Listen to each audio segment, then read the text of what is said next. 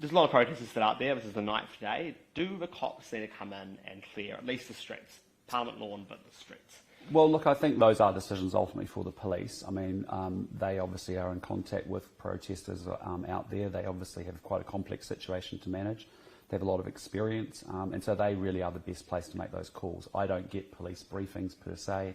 I don't know exactly what's happening, and frankly, we trust the police to do their job and to do it well. So, having said that, I thought it was encouraging to hear from the Police Commissioner last night and this morning again the intention to actually remove cars off roads. I think that's been a major source of frustration.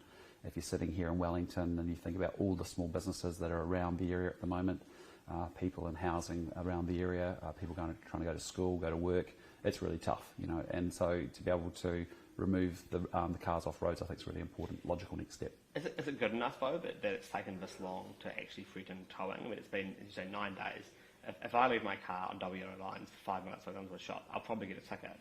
But these guys have been there for 9 days. Yeah, look, again, those are ultimately decisions that the police have to be, think about and be held accountable for. But what I can tell you is the frontline police officers out there, I think, are doing a very good job.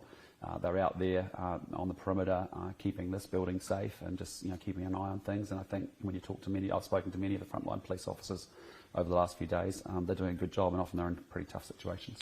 Cameron Slater, a pretty prominent National Party figure, son of a high-up person, and close friends with lots of former leaders.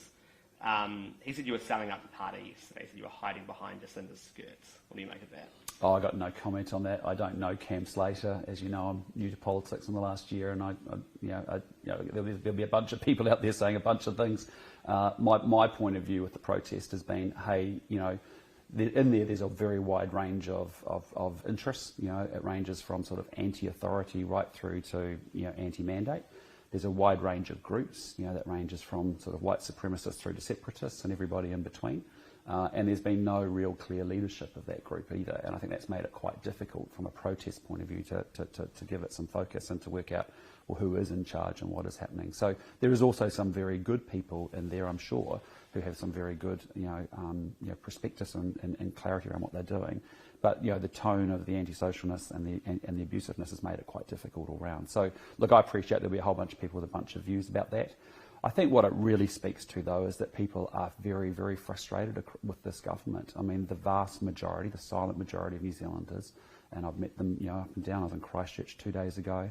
I was in Queenstown, not a couple of weeks ago. The reality is they are frustrated. They've gone off and done the right thing and gotten triple vaccinated, and they're looking at the situation and they're trying to work out, well, when are these restrictions ending and what is going on and what is the plan?